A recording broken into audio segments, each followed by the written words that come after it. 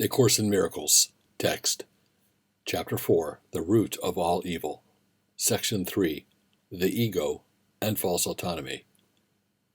You have asked lately how the mind could ever have made the ego. This is a perfectly reasonable question. In fact, the best question you could ask. There is, however, no point in giving an historical answer, because the past does not matter in human terms, and history would not exist if the same errors were not being repeated in the present. Abstract thought applies to knowledge, because knowledge is completely impersonal and examples are irrelevant to its understanding. Perception, however, is always specific and therefore quite concrete. Each man makes one ego for himself, although it is subject to enormous variation because of its instability, and one for everyone he perceives, which is equally variable. Their interaction is a process which literally alters both, because they were not made either by or with the unalterable.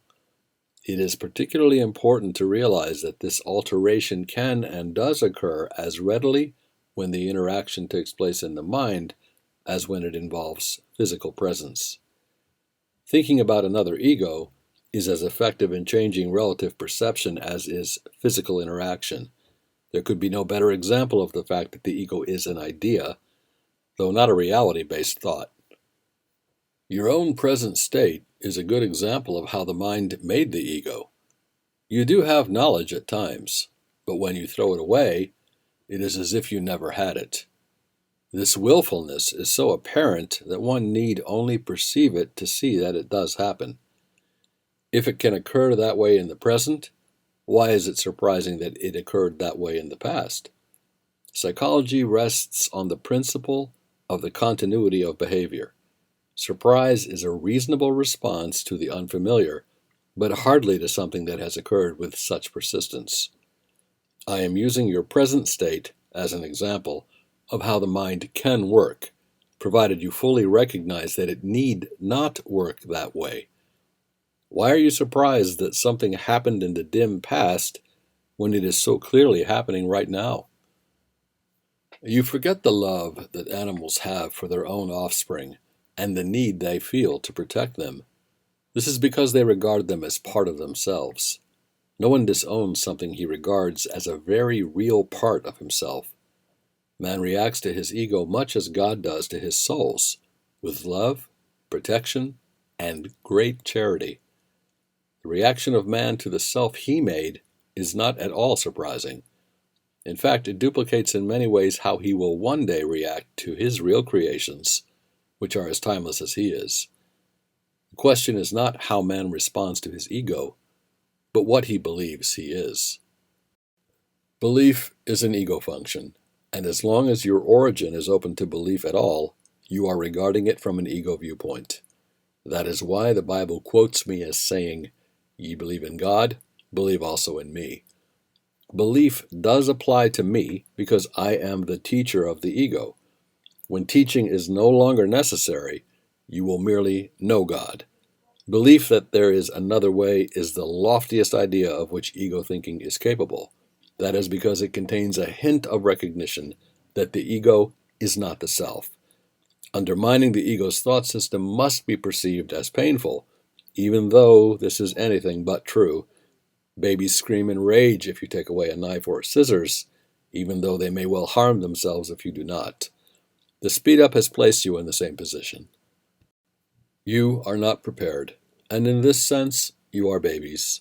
You have no sense of real self-preservation and are very likely to decide that you need precisely what would hurt you most. Whether you know it now or not, however, you have willed to cooperate in a concerted and very commendable effort to become both harmless and helpful, two attributes which must go together. Your attitudes even toward this are necessarily conflicted, because all attitudes are ego-based. This will not last. Be patient a while, and remember that the outcome is as certain as God. Only those who have a real and lasting sense of abundance can be truly charitable.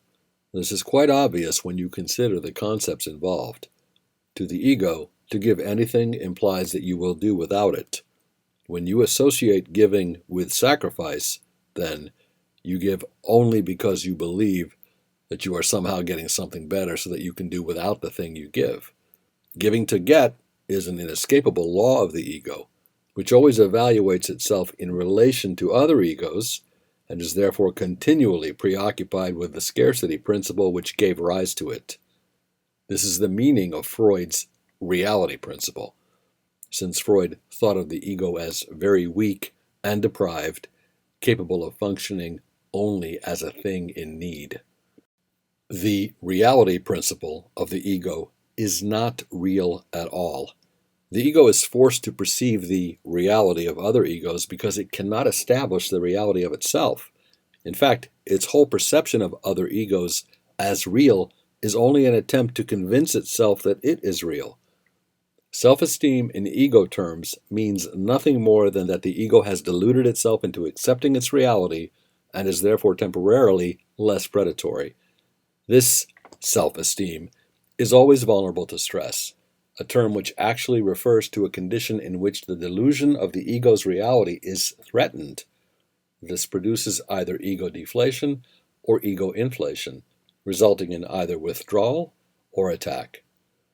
The ego literally lives by comparisons. This means that equality is beyond its grasp and charity becomes impossible. The ego never gives out of abundance because it was made as a substitute for it. That is why the concept of getting arose in the ego's thought system. All appetites are getting mechanisms, representing the ego's need to confirm itself. This is as true of bodily appetites as it is of the so-called higher ego needs. Bodily appetites are not physical in origin. The ego regards the body as its home and does try to satisfy itself through the body, but the idea that this is possible is a decision of the ego, which is completely confused about what is really possible. This accounts for its erratic nature.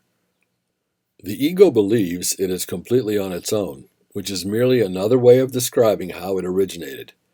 This is such a fearful state that it can only turn to other egos and try to unite with them in a feeble attempt at identification, or attack them in an equally feeble show of strength. It is not free, however, to consider the validity of the premise itself, because this premise is its foundation. The ego is the belief of the mind that it is completely on its own. Its ceaseless attempts to gain the soul's acknowledgement and thus to establish its own existence are utterly useless. The soul, in its knowledge, is unaware of the ego. It does not attack it. It merely cannot conceive of it at all. While the ego is equally unaware of the soul, it does perceive itself as rejected by something which is greater than itself. This is why self-esteem in ego terms must be a delusion. The creations of God do not create myths. Although the creative efforts of man can turn to mythology, it can do so, however, only under one condition. What man then makes is no longer creative. Myths are entirely perceptions and are so ambiguous in form and so characteristically good and evil in nature that the most benevolent of them is not without fearful components, if only by innuendo.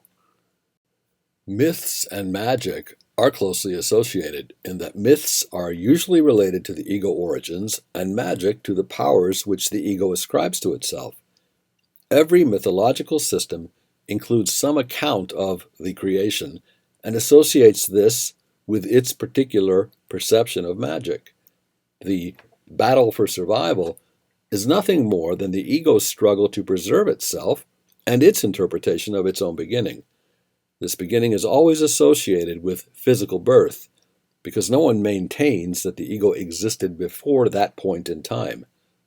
The religiously ego-oriented believe that the soul existed before and will continue to exist afterwards, after a temporary lapse in ego life. Some actually believe that the soul will be punished for this lapse, even though in reality it could not possibly know anything about it. The term salvation does not apply to the soul, which is not in danger and does not need to be salvaged. Salvation is nothing more than right-mindedness, which is not the one-mindedness of the soul, but which must be accomplished before one-mindedness can be restored. Right-mindedness dictates the next step automatically, because right perception is uniformly without attack, so that wrong-mindedness is obliterated. The ego cannot survive without judgment, and is laid aside accordingly. The mind then has only one direction in which it can move. The direction which the mind will take is always automatic, because it cannot but be dictated by the thought system to which the mind adheres. Every thought system has internal consistency, and this provides the basis for the continuity of behavior. However, this is a matter of reliability and not validity. Reliable behavior is a meaningful perception as far as ego thinking goes. However, valid behavior is an expression which is inherently contradictory, because validity is an end and behavior is a means. These cannot be combined logically, because when an end has been attained, the means for its attainment are no longer meaningful. A hypothesis is either false or true, to be accepted or rejected accordingly. If it is shown to be true, it becomes a fact, after which no one attempts to evaluate it unless its status as fact is questioned. Every idea to which the ego has accorded the status of fact is questionable, because facts are in the realm of knowledge. Confusing realms of discourse is a thinking error which philosophers have recognized for centuries. Psychologists are generally quite deficient in this respect, as are many theologians. Data from one realm of discourse do not mean anything in another, because they can be understood only within the thought system of which they are a part. That is why psychologists are concentrating increasingly on the ego in an attempt to unify their clearly unrelated data. It need hardly be said that an attempt to relate the unrelated cannot succeed. The more recent ecological emphases are but another ingenious way of trying to impose order on chaos. We have already credited the ego with considerable ingenuity, though not with creativeness. It should, however, be remembered that inventiveness is really wasted effort, even in its most ingenious forms. We do not have to explain anything. This is why we need not trouble ourselves with inventiveness. The highly specific nature of invention is not worthy of the abstract creativity of God's creations.